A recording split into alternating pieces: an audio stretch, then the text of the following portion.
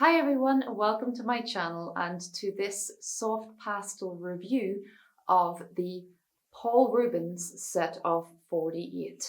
I've seen a lot of other artists reviewing the Paul Rubens pastels, and I really just want to try them out and see if these are something that I can also recommend to my students. A lot of the pastels that I use in my work are professional, really high quality pigments, but I am aware that a lot of you starting out may be working on a budget, and perhaps you just don't want to spend a fortune in order to at least try this medium and see if you like it. So I will give these a test for you today and tell you what I think. If you do enjoy this or find it helpful, then please do hit subscribe here on YouTube.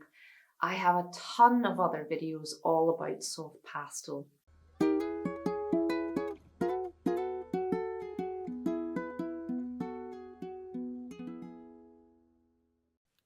So here in my cozy studio, let's do a little bit of unboxing.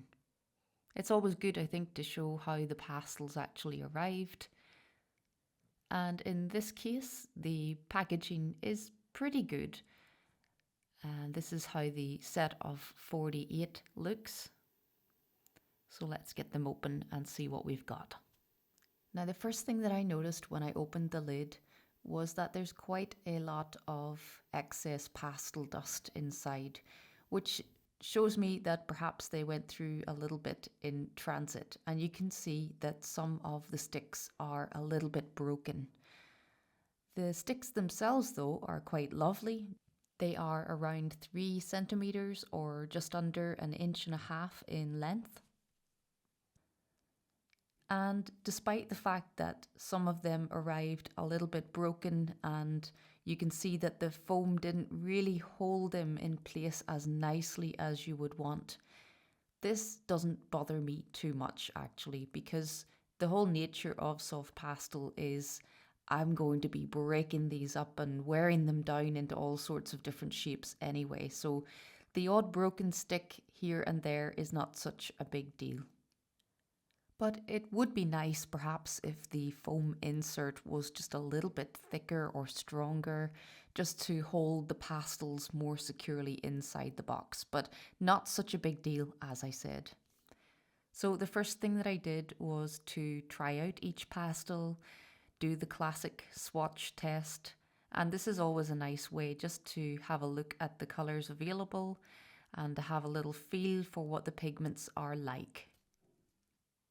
And on first impressions, the pigments feel quite nice. They're not scratchy, they appear to apply quite smoothly. Something I'm always looking for in a soft pastel is that it feels quite buttery. That's something that always attracts me.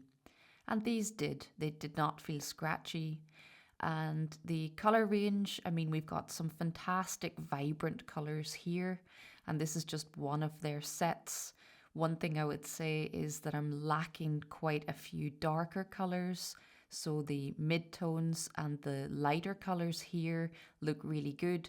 But then you can really notice in the swatches here that I'm definitely lacking a variety of darker colours. But overall, there are definitely some very useful colours in here, some really nice neutral tones, as well as a selection of really vibrant tones too. But I've had a good look at the set now and touched each of the colours to make a little swatch. But the main test for me is to make some marks. And I decided to do a very quick and small still life study just to test them. So I'll show you that now and talk a little bit more about how the pastels performed. I tried to choose something to paint that would be quick and simple, but something also that I could make from this particular selection of colours. And because I don't have many dark tones in this set, I tried to choose something that was reasonably light in tonal value overall. So here I am just picking out a few of the colours that I think I'm going to use in my little lemon study. You can just see my still life setup behind. Very simple still life setup. a bit of light coming from one direction, shining onto the lemon on one side, casting a bit of interesting shadow in the other direction. So I've used the Canson velvet paper, and this is one of their lovely rich yellow tones of paper. And to me, sometimes the quality of the paper that you're using is actually way more important than the quality of the pastels. So my biggest advice to you, if you're just getting started in this medium and you can't afford to invest in really high quality materials, invest in a little bit of good paper. Do some research on the papers and try out a few samples if you can. But it's difficult to compromise on quality paper, whereas you can practice a lot and you can learn a lot using cheaper pastels. But if you're using a cheap paper as well, you're really going to find it difficult to make any progress. So this is the Canson Velvet. I chose this because it's got a nice bit of texture, and that's what I was hoping would be helpful for creating the lemon. But then a good test for the smoothness of these pastels was the smooth surface on which the lemon is sitting. And I needed to do a lot of blending and a lot of mixing of my colours here on the shadow that's being cast by the lemon. And that to me is always a good test for a soft pastel, because I love to blend and mix my colours in a lot of my work. So it's really important to me that the pastels apply smoothly and nicely over the top of each other, and that I can mix the colours together nicely, that I can apply light colours over the top of my dark colours. All of this is extra important in the way that I work. And I will tell you that from the first marks that I made on this little study, I was pleasantly surprised by these pastels. Normally, when I'm trying out a cheaper brand of pastel, there will be some compromise on the quality of my marks that I can make. Usually, it comes in the form of the pastel sticks feeling a little bit scratchy to apply, and perhaps the lighter colours not being so strong in pigment to go over the top of my darker colours. But I was actually a bit shocked at how nicely these applied. And you can see here I'm really starting to add some of those lighter colours over the top on that highlighted area of the lemon. So I was pleasantly surprised, in fact, somewhat blown away by how nice these pastels actually felt. And I'm used to using some of the very best pastels on the market. Now, to be honest, I still won't be swapping these for my higher quality pastels. And the main reason for that will be the colour range available, as well as the light fast quality of these pastels. So for my work, I'm going to continue using my beautifully rich and highly pigmented and light fast brands of soft pastel. But I cannot deny that these felt really lovely to use, and I will absolutely recommend them to anyone who's just looking to try out soft pastel on a budget, or practice soft pastel techniques without using up all of your high quality materials. These really do give you a similar feel to some of the highest quality brands on the market. I really couldn't fault them for how they apply and how they mix and blend. My main complaint here was that I felt I was really lacking some of the darker tones that I would have needed. The darker tones that were in the set just didn't have the same strength as some of my more expensive brands. But the mid-tones and the lighter tones were really very good and performed really well. So a very quick little study, not a huge amount of effort put in here, but I really enjoyed trying out these pastels. So let's give you a quick rundown of the pros and cons. And the first pro here is what great value they are. These pastels certainly are cheap for what you get. Be sure to research the prices yourselves because obviously in different areas you'll find the prices differ a little bit. But these were the prices at the time of making this video. I'll also add some links in my description below where you can access a special offer that is currently happening. Next, I would mention how vibrant the pigments are. The strength of the colours was really impressive, and although we're lacking some of the dark range, the colours that you do get are quite impressive in how strong the pigments are.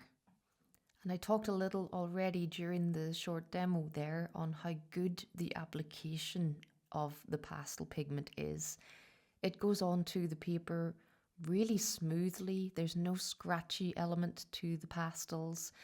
And then because of that, they blend and layer really nicely. So light colours go over the top of dark colours really well, which is important in my work. And then finally, decent colour choices, because although we are lacking in some areas here, the colours that you do get are mostly quite useful, as well as some vibrant tones. There were a few good neutral tones in the set as well, which I often gravitate towards a lot in my other pastel brand choices. So now let's have a look at some of the cons. The first thing I will mention is that they are not likely to be very light fast. Now, I have not conducted experiments of my own here, but across the board, usually these cheaper brands don't perform very well in terms of light fastness. So I would expect these colors to change quite a lot over time. It's probably the main reason that I won't be making use of these pastels in any of my professional work. But for practicing with, that's not always such an important factor. The next thing I'll mention is that there is no color information with this set of colors, so it's hard to know what you have or whether any of these colors are repeated in the other sets. You also can't buy the sticks individually, and it would be nice if you could, because then obviously you can create your own selection of colours or simply purchase individual sticks that you run out of quicker than others. Because as useful as it is sometimes to buy a set of colours to get you started, you're relying on the colour choices in that set to be good colour choices, to be useful for what you want to paint. So I would say that some of these sets, they tend to have a lot of quite similar colours, so some repeated colours within the set, instead of giving you a bigger range of colours to work with. And as I've mentioned a couple of times already, it seems to me that the colour range is a little bit limited, and especially when it comes to the darker tones within the range. And then the last thing that I will mention is that the packaging could be a little bit stronger, because they did arrive with quite a few of them either broken or chipped. And as I said, that doesn't bother me so much because they're going to get extremely broken and worn down when I use them. But it would be nice that they arrive intact. But all in all, that's a fairly impressive list of pros, and not a completely damning list of cons. So for this price range, I'm really quite impressed. I've got to admit, I am genuinely pleasantly surprised by these pastels. I think because of the price they are, that I was expecting a bit less from them. Now, there are genuine concerns for me surrounding light fastness, especially because a lot of the work I am producing is to sell, but I could happily play with these pastels. And based on their price range, I'll definitely be recommending these to my students. whether they want to just try the medium out for the first time or to add some colours to their existing collection for practicing with. I will add links in my description below this video for where you can purchase these from, and I'll try to update those links if I happen to notice any special offers on them. I hope that you found this helpful. I'm always delighted to discover different products that I can test for you, and in this case I'm very happy to have discovered a very affordable brand that could enable a lot of people to try this awesome medium. But if you enjoyed this, then please do hit subscribe here on YouTube.